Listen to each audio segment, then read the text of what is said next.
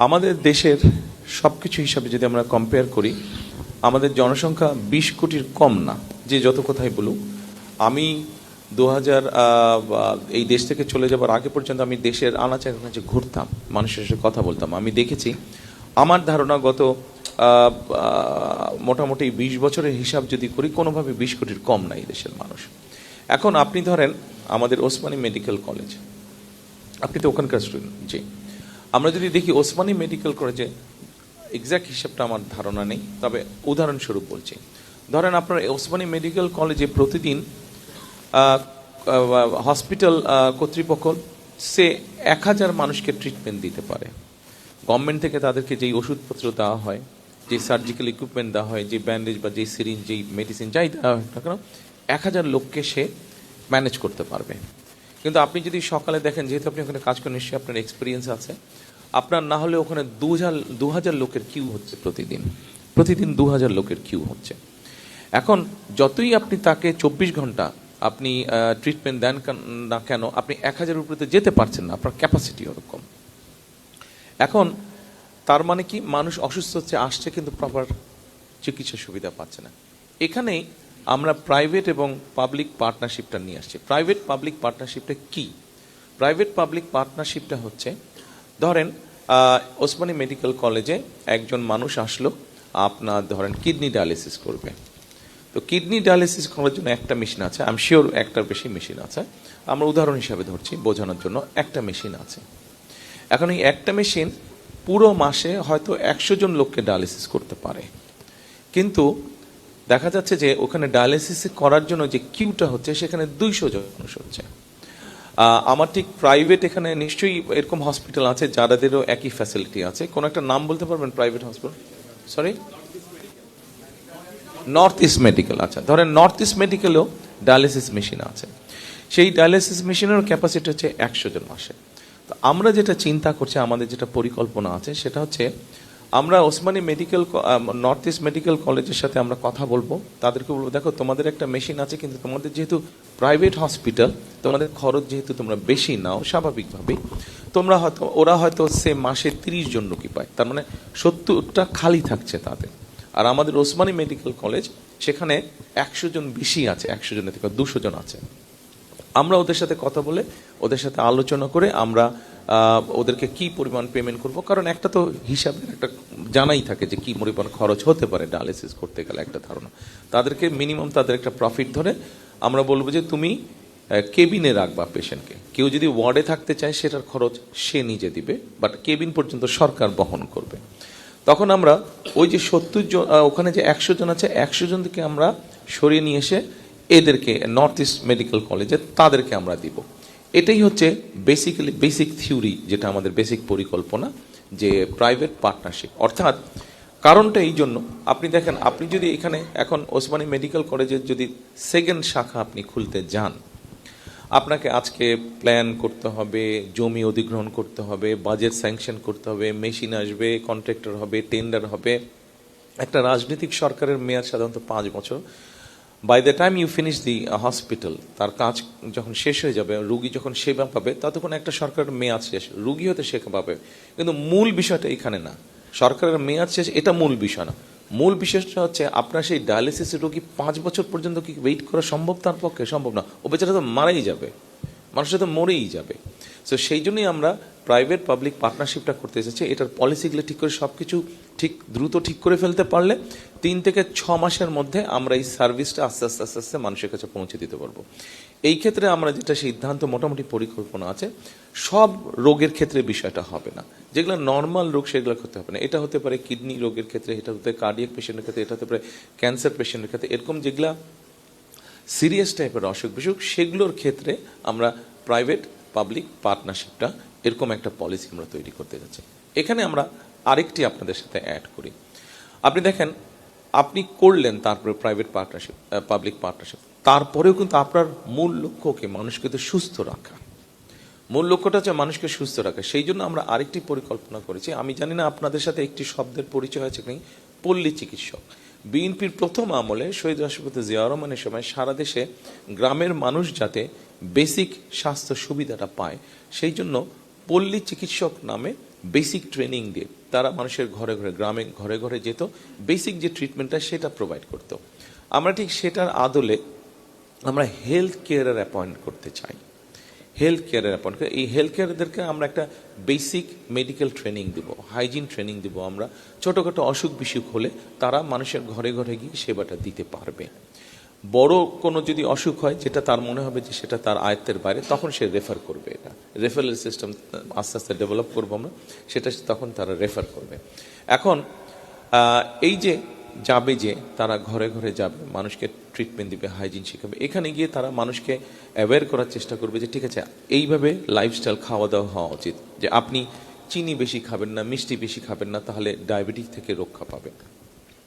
আপনি ভাজা পোড়া এই ধরনের জিনিসগুলো খাবেন না, গরুর গোশত, চর্বি টর্বি এগুলা বাদ দিয়ে খেতে হবে। তার শাক সবজি বেশি খাবেন, গ্রিন ভেজিটেবল চেষ্টা করবেন বেশি খাওয়ার জন্য। তাহলে যেটা হবে সেটা হচ্ছে যে তাহলে কার্ডিয়াক সমস্যা কম হবে। এই ধরনের বিভিন্ন বিষয়গুলো মানুষকে অ্যাওয়্যার করবে। কেন অ্যাওয়্যার করবে, কেন অ্যাওয়্যার করা প্রয়োজন, মানুষকে কেন এই বিষয়গুলো জানানোর প্রয়োজন? কারণ ওই যে ওসমানী মেডিকেল কলেজে প্রতিদিন 2000 কিউ হচ্ছে, ওই কিউটাকে আমরা কমিয়ে আনতে চাইছি। আমরা ওই লাইনটাকে ওসমানী মেডিকেল কলেজের ক্যাপাসিটি হচ্ছে 1000 মানুষকে ট্রিটমেন্ট দেওয়ার প্রতিদিন। আমরা যদি এই কিউটাকে ধীরে ধীরে ধীরে ধীরে কমিয়ে আনতে পারি, আপনি তাহলে কিউটাকে কমিয়ে আনলে সরকারের উপরে খরচ কম পড়বে, প্রেশারটা কম পড়বে, খরচের স্টেটের খরচটা কম পড়বে, এবং যেই মানুষগুলো যাবে ট্রিটমেন্টের জন্য সেই মানুষগুলো আস্তে আস্তে বেটার ট্রিটমেন্ট পাবে এরকম। এবং আমাদের বোন যে বললো যে হসপিটালের বারান্দায় মানুষ শুয়ে থাকে বেডের অভাবে, সেটার পরিমাণও আস্তে আস্তে আস্তে কমে আসবে। এটা যে 1 সপ্তাহ, 1 বছর, 2 বছরই যে ব্যাপারটা হয়ে যাবে তা না। আপনি যখন শুরু করবেন কাজটা, পলিসি নিয়ে যখন কাজ শুরু করবেন, সময় লাগবে, কিন্তু আমরা কনফিডেন্ট ইনশাল্লাহ। আমরা সকলে মিলে যদি কাজ করি, আপনাদের মতন ইয়াং ডাক্তাররা যখন ফুল ফ্লেজেড ডাক্তার হয়ে আপনারা কাজ করবেন, আমরা ওই গোল আমাদের ইনশাল্লাহ অ্যাচিভ করতে পারবো। আমরা সব জায়গায় স্পেশালাইজড হসপিটাল হয়তো বা তৈরি করা সম্ভব না। আপনি কার্ডিয়াক সমস্যার কথা বলেন, আপনি বোধহয় কার্ডিয়াক স্টুডেন্ট প্রবলি। আচ্ছা, আমরা স্টেন্টিং ধরি, বাইপাস ধরি, যেটাই ধরি বা এই ধরনের ধরি, এটা হতে পারে যে আমরা ইনিশিয়াল স্টেজটা, ধরেন ওসমানী মেডিকেল কলেজ ইনিশিয়াল স্টেজটা সে সামাল দিল। এটা ইভেন আমি ইউকেতেও দেখে এসেছি যে আপনারা হয়তো, আপনি এই পার্টিকুলার এলাকায় আছেন, আপনারা হয়তো, আল্লাহ মাফ করুক, আপনার হয়তো কার্ডিয়াক প্রবলেম হলো, কিন্তু আপনার বাড়ি থেকে হয়তো 7 মাইল দূরে আরেকটা হসপিটাল আছে যেটাতে কার্ডিয়াক স্পেশালাইজ যেটাতে তারা, আপনার যদি প্রবলেম হয়, আপনি যদি এমার্জেন্সি কল করেন, এমার্জেন্সি আপনাকে প্রথমে আপনার বাড়ির পাশেরটা নেবে, কিন্তু আপনার যদি তখন এমার্জেন্সিতে ম্যানেজ হয়ে যায় তো ঠিক আছে, তা নাহলে আপনাকে ওরা ওখানে রাখবে না, ওখান থেকে ওরা আসল যে হসপিটাল যেটা আসলে কার্ডিয়াকের জন্য স্পেশালাইজ, সেখানে আপনাকে ওরা নিয়ে যাবে। তো আমরা যদি কেউ হয়তো বলে থাকতে পারেন যে জেলায় জেলায় আমরা স্পেশালাইজড হসপিটাল করব, আমাদের ধারণা এটা পসিবল না। এটা পসিবল না, মানে রিসোর্স আপনি ওইভাবে ম্যানেজ করতে পারবেন না। আর আমাদের যেহেতু জনসংখ্যা অনেক বেশি, সে কারণেই আমরা ওই যে প্রাইমারি হেলথ, যে প্রিভেনশন, যেই শব্দটা আমি বলতে ভুলে গেছি, ওই জন্যই আমরা প্রিভেনশনের উপরে জোর দিতে চাচ্ছি। আপনি যদি প্রথমেই মানুষ অসুস্থ না হতে হয়, এই ব্যবস্থাটা যদি আস্তে আস্তে গ্রহণ করেন, তখন এই বিষয়গুলোর উপরে চাপ কমে আসবে। ধন্যবাদ।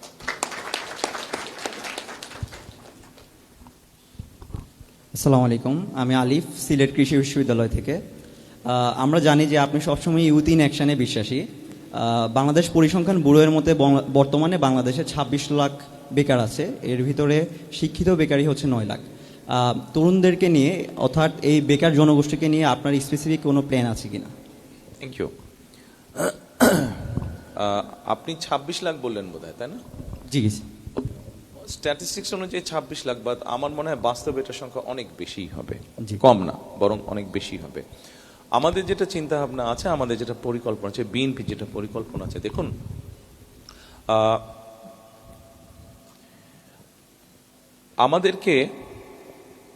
আমাদের এখান থেকে মানুষ প্রতি বছর বিদেশে যায় প্রায় 10 লাখের মতো মানুষ বিদেশে যায়। আপনি যে পরিসংখ্যানটা দেখেন, এই 10 লাখের মধ্যে প্রায় 7 লক্ষ মানুষ যারা যায় তারা হচ্ছে আনস্কিল্ড মানুষ। ফলে তাদের যাওয়াটা, তাদের পরিশ্রমটা দেশের অর্থনীতি হোক, তার নিজের জন্য হোক, কোনো ভ্যালু অ্যাড করছে না। আচ্ছা, আপনি যেই মানুষগুলোর কথা বললেন, এই প্রত্যেকটা মানুষের কোনো না কোনো প্রতিভা আছে, এই প্রতিভাগুলোকে আমাদের কাজে লাগাতে হবে। আমরা যেটা পরিকল্পনা নিয়েছি, আমরা যেমন ধরেন আপনি সিলেট এলাকায় থাকেন, আপনি আপনার শিক্ষার লেভেলটা যেটাই হোক না কেন, সবসময় যে আপনি যেই লাইনে পড়াশোনা করেছেন সবসময় যে সেই লাইনে আপনি জব পাবেন এর কোনো নিশ্চয়তা নেই। এই জন্য আপনার যদি আপনার এই যেই লাইনে আপনি পড়াশোনা করেছেন এর বাইরেও যদি আপনার কোনো স্কিল থাকে যেটা আপনি ট্রেনিংয়ের মাধ্যমে সুন্দরভাবে গড়ে তুলতে পেরেছেন, শিখেছেন, আমরা সেই বিষয়টাকে আমরা বাস্তবায়ন করতে চাই। এখন ধরেন আপনি পড়ালেখা কোন সাবজেক্ট করছেন? কৃষি, এগ্রিকালচারে পড়ছেন আপনি, বসেন, থ্যাংক ইউ।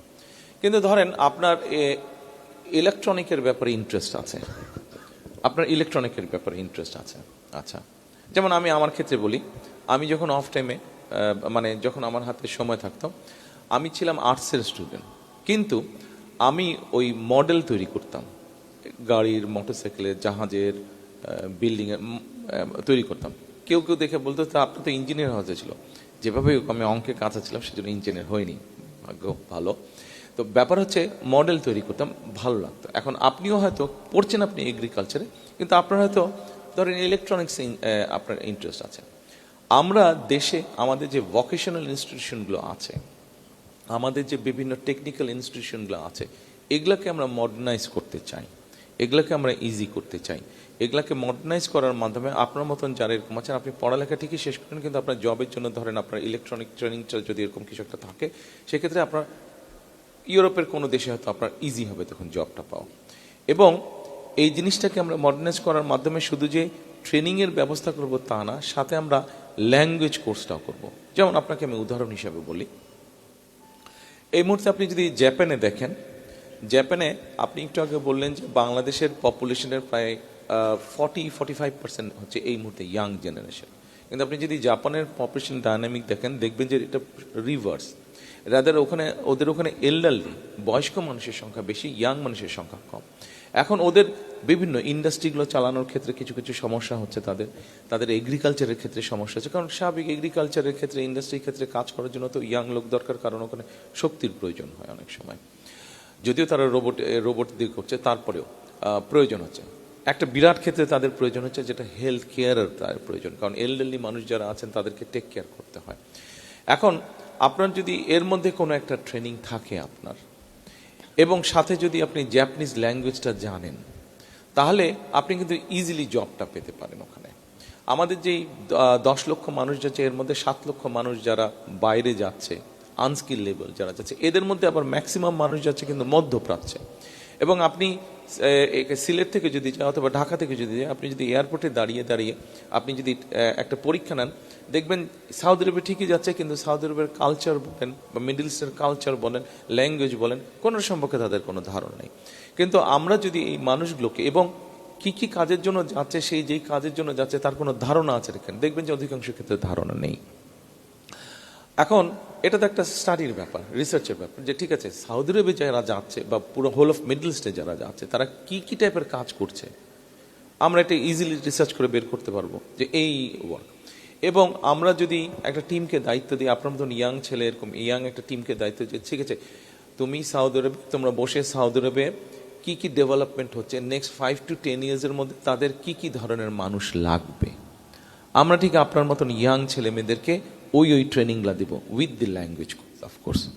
কাজী আপনি যখন, যেমন ওদের ওখানে এখন ইকোনমি ভালো হতে ওদের বিভিন্ন রকম ডেভেলপমেন্ট হচ্ছে, ওদের বিভিন্ন রকম আপনার রিসোর্ট তৈরি হচ্ছে, ওদের ওখানে রাস্তা তৈরি হচ্ছে, ওদের ওখানে বিভিন্ন ইউনিভার্সিটি তৈরি হচ্ছে, সেখানে টিচার দরকার, সেখানে রোড ইঞ্জিনিয়ার দরকার, বিভিন্ন রকম মানুষ দরকার তাদের কাজের। কাজী এই জিনিসগুলোকে যদি আমরা বের করে ফেলতে পারি যে নেক্সট 5 to 10 ইয়ার্স তাদের কি কি ধরনের মানুষ দরকার, আমরা যদি আমাদের ভোকেশনাল ইনস্টিটিউট বা ট্রেনিং ইনস্টিটিউটগুলোকে যদি ওইভাবে সাজিয়ে ফেলি, এবং উইথ দি ল্যাঙ্গুয়েজ কোর্স অবশ্যই, তাহলে আপনার মতন যারা যাবে বিদেশে তাদের জন্য কাজ পাওয়াটা অনেক ইজি হবে। এবং মোটামুটিভাবে আপনি বেকার থাকবেন না, হয়তো এটা বলাই যেতে পারে। প্রথমত ফ্যামিলি কার্ডের একটা স্যাম্পল কেমন হতে পারে আমার কাছে আছে, আপনার মধ্যে এর মধ্যে নিশ্চয়ই অনলাইনে বা বিভিন্নভাবে দেখেছেন ফ্যামিলি কার্ড। এখন এই ফ্যামিলি কার্ডটা কেন আমরা দিচ্ছি, প্রথমে আমরা এটা একটু বোঝার চেষ্টা করি।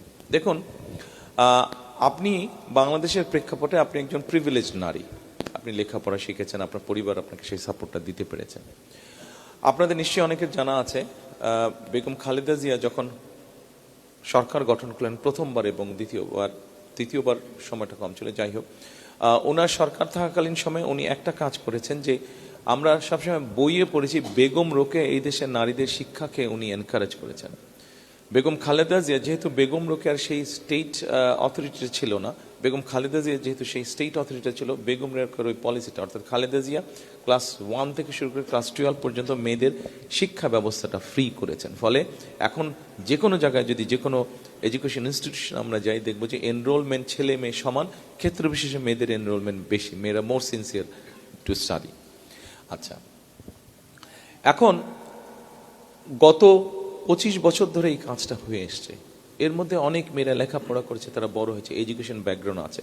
কিন্তু আপনাকে যেরকম বললাম, আপনি যেরকম একজন প্রিভিলেজ যারা, তাদের মধ্যে আপনি একজন। এখন আমরা যদি দেখি বাংলাদেশের প্রেক্ষাপটে, সামাজিক প্রেক্ষাপটে সবকিছুতে, বাংলাদেশের অধিকাংশ নারী মানুষ তো বাস করছে গ্রামে, 70% মানুষ শহরের বাইরে বাস করছে। এই নারীদের অধিকাংশ বিভিন্নভাবে ডিপ্রাইভ, সামাজিকভাবে ডিপ্রাইভ। শিক্ষা হয়তো আছে, কিন্তু সেই শিক্ষাটাকে সে সঠিকভাবে কাজে যে ব্যবহার করবে সেটা হয়তো সে পারছে না রিসোর্সের কারণে এবং সামাজিক বিভিন্ন বাধ্যবাধকতা তারা আছে। আমরা যেটা করতে চাচ্ছি, বাংলাদেশে এই মুহূর্তে মোটামুটি কম বেশি আমাদের কাছে যে স্ট্যাটিস্টিক্স বা ডাটা আছে, আমরা হিসাব করে দেখেছি 5 থেকে 6 জনের সদস্য সংখ্যা ধরলে এরকম পরিবারের সংখ্যা অন এন এভারেজ 4 কোটি পরিবার, এরকম শহর গ্রাম সব মিলিয়ে 4 কোটি পরিবার।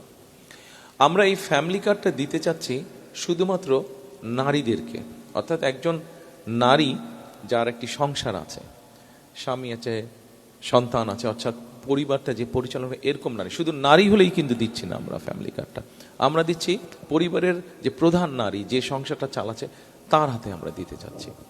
এখন স্বাভাবিকভাবেই যখন সরকারের পক্ষ থেকে এরকম একটা রিকগনিশন দেওয়া হবে, একটা আইডেন্টিটি দেওয়া হবে নারীকে, স্বাভাবিকভাবে কিছুটা মানসিকভাবে এম্পাওয়ার্ড ফিল করবে সে।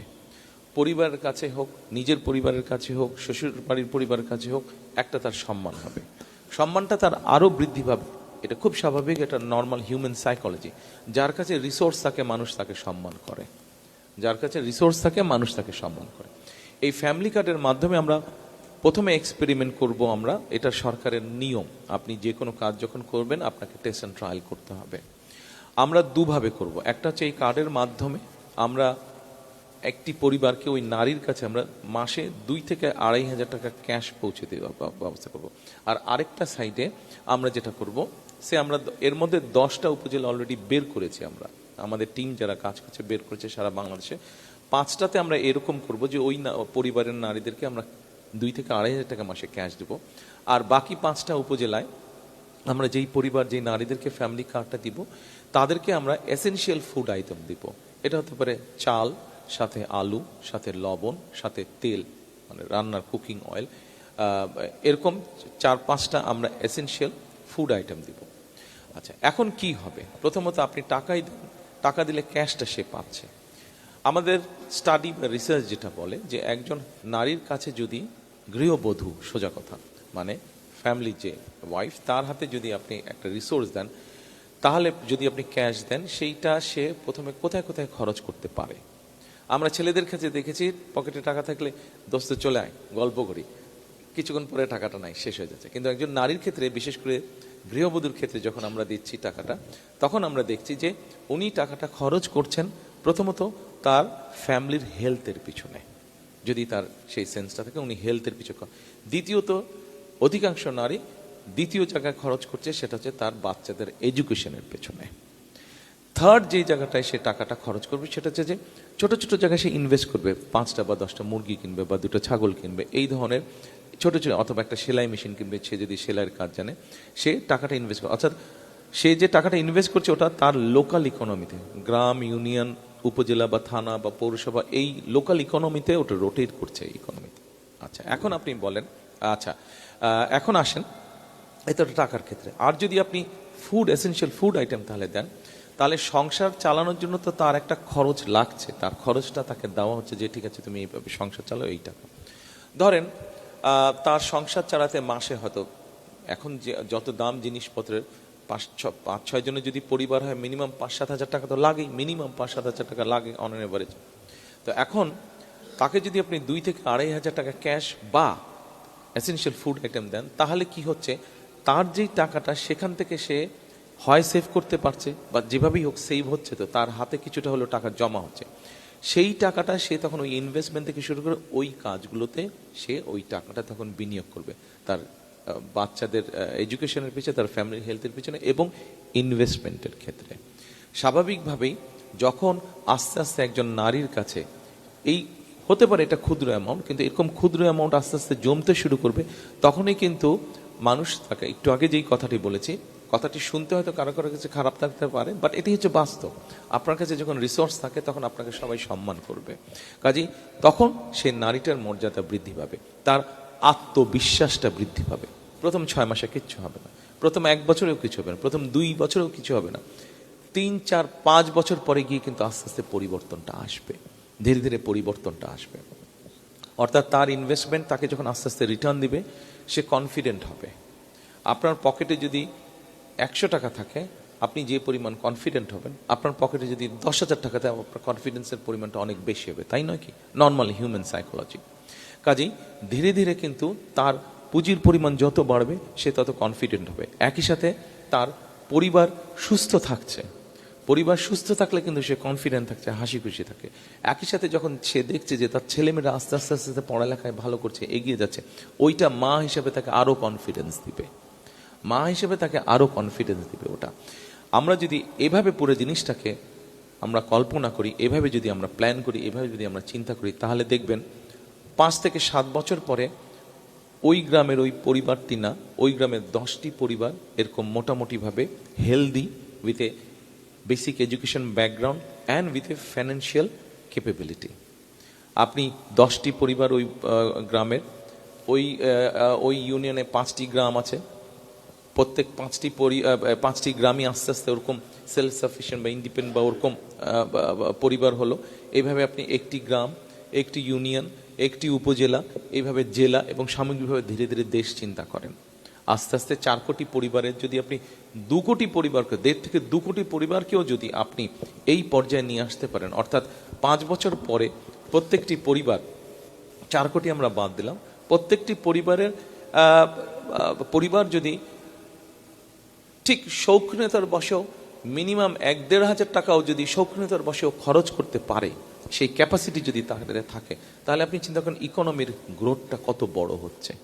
ইকোনমির গ্রোথটা, অর্থাৎ ঠিক আছে পরিবার পরিজনদেরকে নিয়ে মার্কেটে গেল, কিছু কিনলো, পরিবার পরিজনদেরকে নিয়ে কোথাও বেড়াতে গেল, রেস্টুরেন্টে খেলো, হোটেলে খেলো, তার মানে চিন্তা করেন ইকোনমিটা কত বড় হচ্ছে, কত স্ট্রেনদেন হচ্ছে, আমরা একে অপরকে সহযোগিতা করছি। এটাই হচ্ছে ফ্যামিলি কার্ডের মূল লক্ষ্য। আপনি জিজ্ঞেস করেছেন যে বাজেটটা কোত্থেকে আসবে।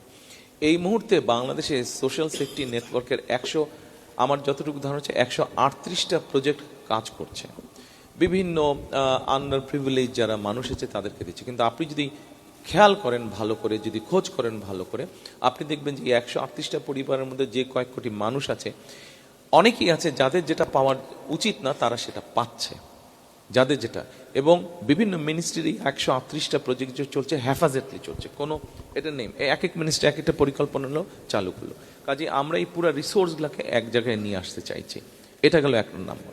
আমরা আমাদের নিজস্ব রিসোর্স থেকেই এই রিসোর্সটাকে বের করে নিয়ে আসবো। আমরা 138টার অনেকগুলোর হয়তো প্রয়োজন নেই, যেগুলো অ্যাসেনশিয়াল, আপনার পরিকল্পনা অনুযায়ী কাজ করলে, রিসোর্স ব্যবহার করলে, যেখানে মানুষ এম্পাওয়ার্ড হবে, নারীরা এম্পাওয়ার্ড হবে, সঠিকভাবে রিসোর্সটা রাষ্ট্রের দেশের কাজে লাগবে, আমরা সেই জিনিসটাকে ওইভাবে গড়ে তুলতে চাইছি। আচ্ছা, এবার আপনি হয়তো একটা প্রশ্ন করতে পারেন যে এটা কারা পাবে। নিশ্চয়ই এটা আপনার একটা প্রশ্ন ছিল বা আসছে। আমরা প্রথমে এটা শুরু করতে চাইছি আন্ডার প্রিভিলেজ যেই জায়গাগুলো আছে, ডিপ্রাইভ যেই জায়গাগুলো আছে, সেখানকার ফ্যামিলি, নারী বা গৃহবধূ যারা আছে তাদেরকে দিয়ে। এটা একজন কৃষকের ওয়াইফ উনি যেমন পাবে, একজন ভ্যান চালকের ওয়াইফ উনি এটা পাবে, একজন ইমাম সাহেবের ওয়াইফ উনি এটা পাবে, একজন প্রাইমারি স্কুলের শিক্ষকের ওয়াইফ উনি এটা পাবে। এটা ইউনো সাহেবের ওয়াইফ উনিও পাবে, একজন মুদির দোকানদারের ওয়াইফ উনিও পাবে, এটা ইভেন আপনিও পাবেন। বাট আপনার ক্ষেত্রে বা ইউনো সাহেবের ওয়াইফের ক্ষেত্রে বা ডিসি সাহেবের ওয়াইফের ক্ষেত্রে এটা হয়তো প্রযোজ্য না। আপনি স্বাভাবিক ওই সুবিধাটা নিতে চাইবেন না, আপনার নিজেরও তো দেশকে কিছু দেবার আছে, আপনি ওই স্যাক্রিফাইসটা করেন। অর্থাৎ এটা যেহেতু আপনার প্রয়োজন না, 2,500 টাকা না হলেও আপনার চলবে, আপনার এইটুক স্যাক্রিফাইস করার মতন শক্তি আপনার আছে, সামর্থ্য আপনার আছে, মানসিকতা আপনার আছে।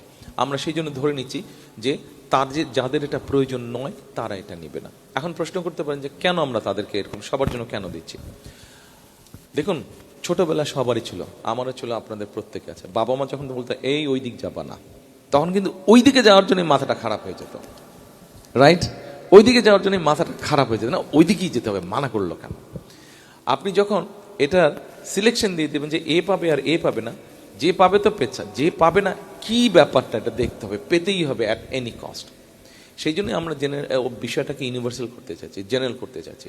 অর্থাৎ আপনি যখন জানেন আপনি পাবেন, আমরা ধরে নিচ্ছি স্বাভাবিক নিয়মে, তার ফলে করাপশনের বিষয়টা কমে আসবে। 100% বন্ধ হবে আমি সেই কথা বলছি না, বাট কমে আসবে, যেহেতু তখন ধাক্কাধাক্কিটা হবে না, আরে আমাকে দিতেই হবে, পেতেই হবে, এই মানসিকতা থেকে বেরিয়ে আসবে এবং আমাদের ধারণা করাপশনের পসিবিলিটিটা অনেক কমে আসবে।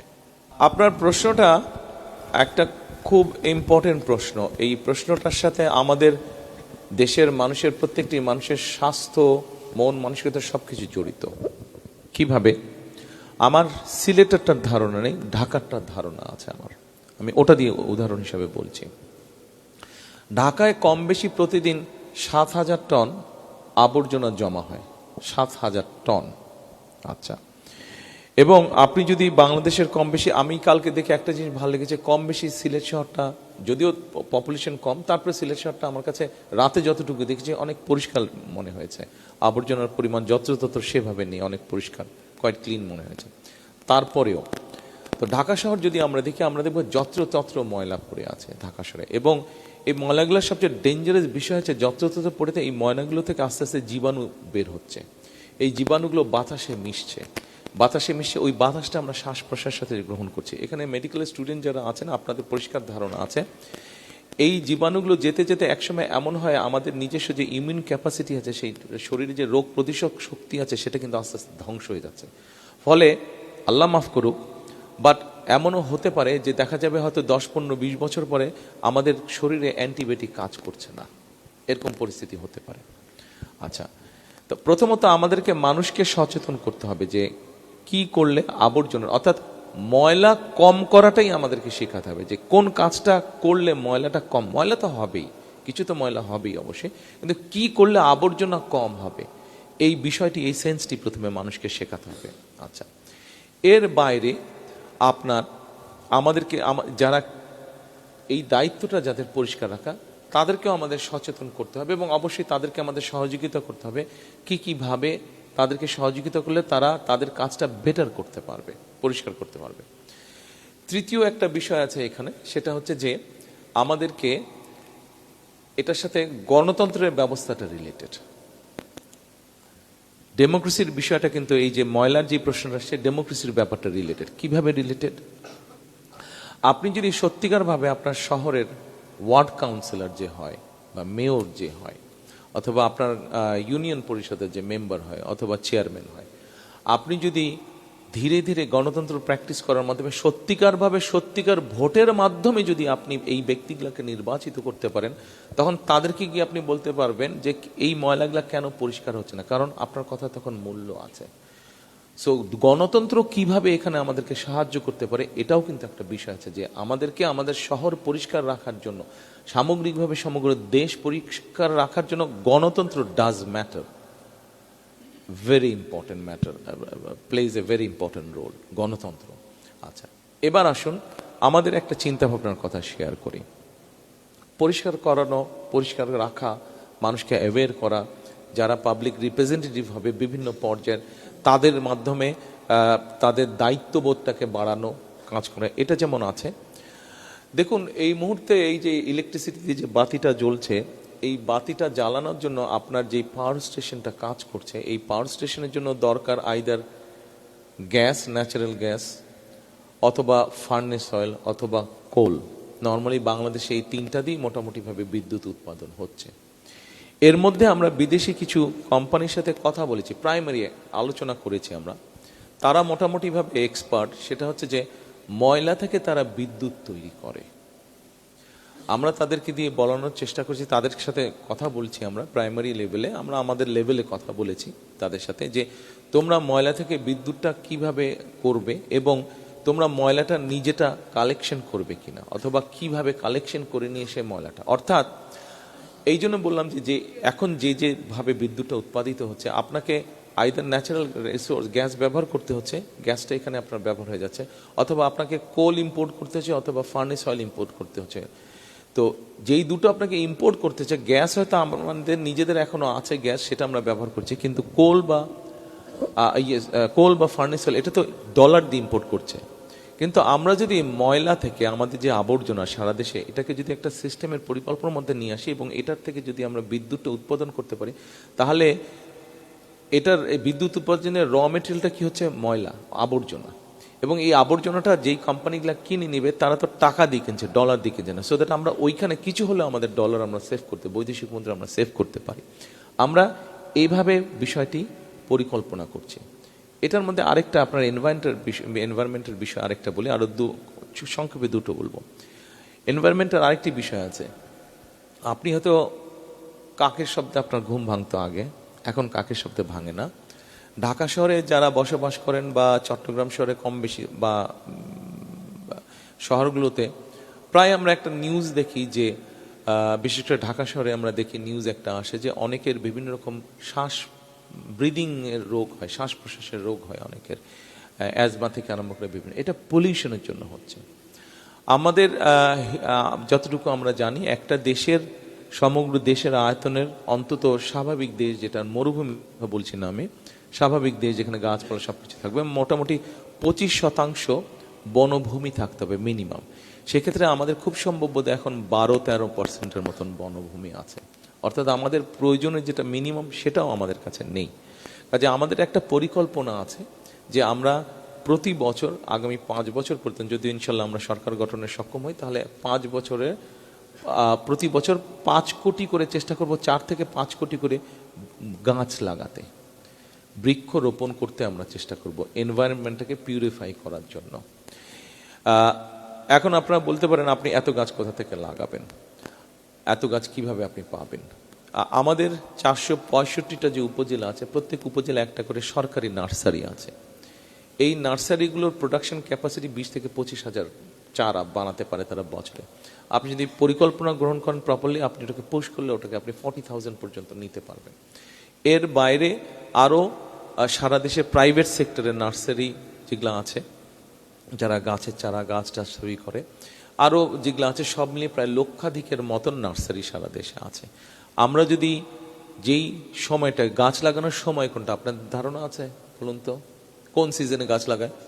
রাইট, ইয়ার বর্ষাকালে। কৃষির স্টুডেন্ট তো বলতেই পারবে।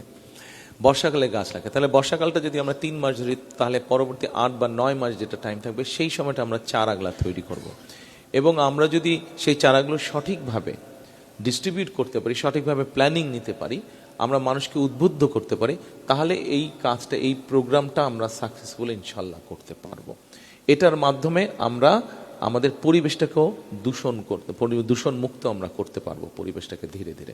শুধু কাক না, তখন আরো পাখি আসবে। গাছ যখন হবে তখন আরো পাখি আসবে কাকের সাথে, এবং নিঃসন্দেহে আপনি তখন কাকের আওয়াজ অনেক বেশি পাবেন। আপনার প্রশ্নটা মনে হয় ঠিক এগ্রিকালচারের সাথে রিলেট, বাট ডাইরেক্টলি না, এটা মার্কেটিং পলিসির সাথে। দেখুন, এই যে আমি কথা শুরুতেই বলেছিলাম যে আমার কথা শুরুতেই আমি বলেছিলাম যে ঢাকা সিলেট রোডে যেতে, সিলেট থেকে ঢাকা যেতে বা ঢাকা থেকে সিলেট আসতে প্রায় 10 ঘন্টা, 10.5 ঘন্টা এখন সময় লাগছে। আপনি চিন্তা করেন, আপনি সিলেটের বিভিন্ন জায়গা থেকে যদি আপনি শাক সবজি নিয়ে একটা ট্রাককে ঢাকায় পাঠান, এটা যদি 4 থেকে 5 ঘন্টার মধ্যে পৌঁছে যেতে পারত, রাস্তাটা যদি স্মুথ থাকতো, ভালো থাকতো, তাহলে ওই লোকটার তেল খরচ কম হতো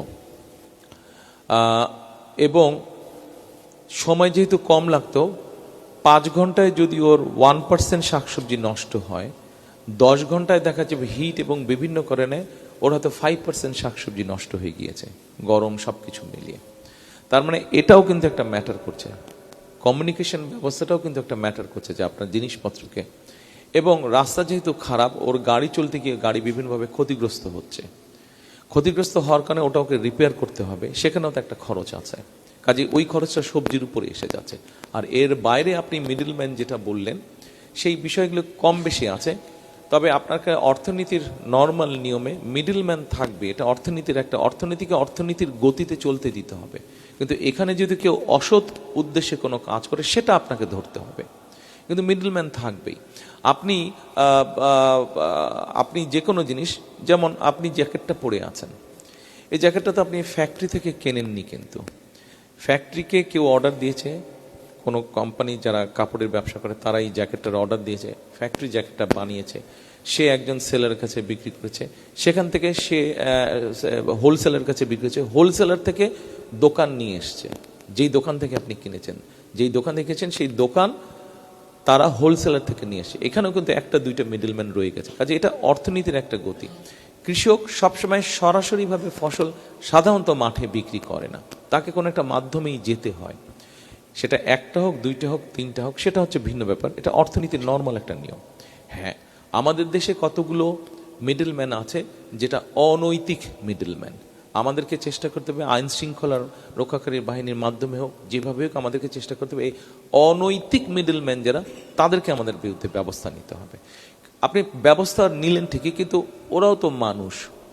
এখানে আবার আরেকটা বিষয় আছে, আপনি শুধু ধরে শাস্তি দিলেই হলো না, কিন্তু আমরা যারা অন্যায় করছে তাদেরকে আমরা ধরবো ঠিকই, এ ব্যাপারে কোনো সন্দেহ নেই, কিন্তু অ্যাট দ্য সেম টাইম আবার আরেক দিক দিয়ে আপনাকে চিন্তা করবে, তাকেও কিন্তু একটা কর্মসংস্থানের ব্যবস্থা আপনাকে করতে হবে। তা না হয়তো তাকে শাস্তি দিলেন, জেলে পড়লেন, সে তো বের হয়ে আবার ক্রাইমে ইনভলভ হয়ে যাবে।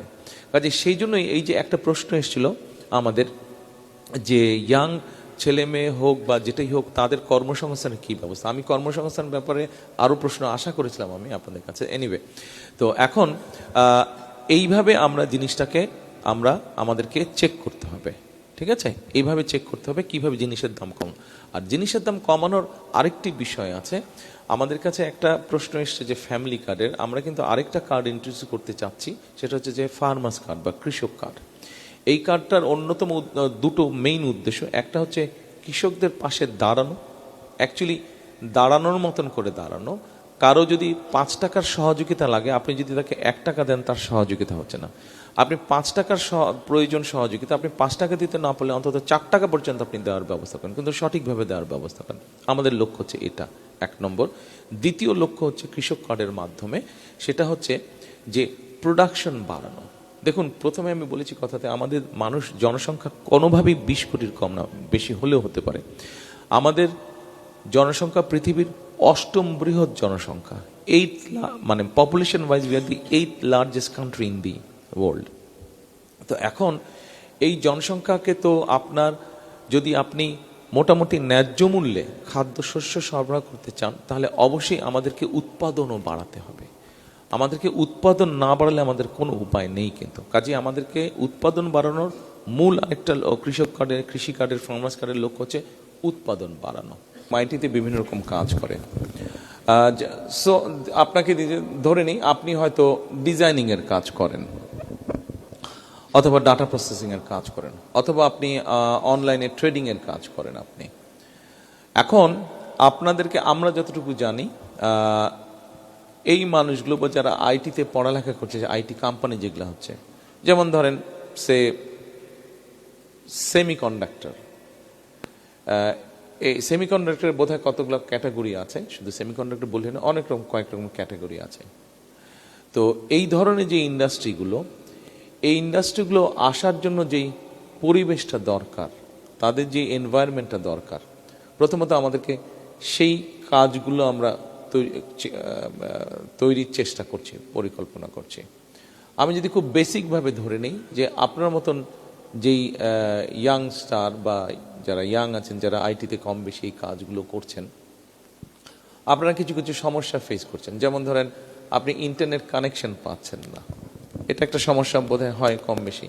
ধরেন আপনি যখন একটা ধরেন ডাটা এন্ট্রির কাজ করছেন, ডাটা প্রসেসিং কাজ করছেন, প্রপারলি আপনি হয়তো আনইন্টারাপ্টেড ইন্টারনেট ফ্যাসিলিটি পাচ্ছেন না, স্লো হয়ে যাচ্ছে। আচ্ছা, এটার জন্য আমরা যেটা চেষ্টা করছি যে যেমন ধরেন আমরা দেখেছি বিগত স্বৈরাচারের সময় দেশের বিভিন্ন জায়গায় আইটি পার্কের নামে কতগুলা বড় বড় বিল্ডিং তৈরি করা হয়েছে, কিন্তু অধিকাংশ জায়গায় গেলে আমরা এখন দেখছি সেখানে হয় কমিউনিটি সেন্টার চলছে অথবা সেখানে বন্ধ হয়ে পড়ে আছে। সেটা আমরা এই জায়গাগুলোকে আবার অ্যাক্টিভ করতে চাইছি এখন। কিভাবে সেটা?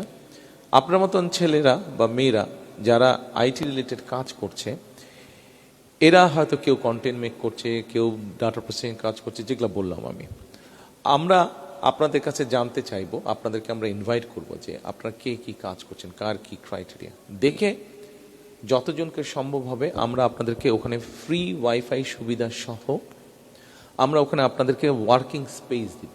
ওই আইটি সেক্টরগুলোতে ওয়ার্কিং স্পেস দিব আমরা। ওয়ার্কিং স্পেস দিলে কি হবে, আপনি ওখানে কাজ করতে পারছেন, আপনি একটা ছোট জায়গা পেলেন, হয়তো আপনার বাসায় জায়গা নেই, অথবা আপনি মেসে থাকেন, অথবা আপনি হোস্টেলে থাকেন, কিন্তু প্রপার আপনি এনভায়রনমেন্ট পাচ্ছেন না। ফলে আপনি ওই জায়গায় যখন একটা ওয়ার্কিং প্রপার স্পেস পাবেন, আপনার কাজের গতিটা বাড়বে। আপনি যখন আরও 2-3 জনকে পাবেন একসাথে আপনার রিলেটেড কাজ করছে, তখন দেখা যাবে আপনার 4-5 জন মিলে একটা ছোট কোম্পানি ফর্ম করে ফেলেন আইটি রিলেটেড। এটা গেল একটা বিষয়, একটা দিক। একটা বহুল সমস্যা দেখা যাচ্ছে আমাদের ইয়াং ছেলে মেয়েদের মধ্যে যারা এই সংক্রান্ত কাজ করছে, তারা পেমেন্টগুলো প্রপারলি পায় না। বিকজ ইন্টারন্যাশনাল গেটওয়ে যেগুলো আছে পেমেন্টের, এই পেমেন্টের গেটওয়েগুলো প্রপারলি এখানে কাজ করছে না।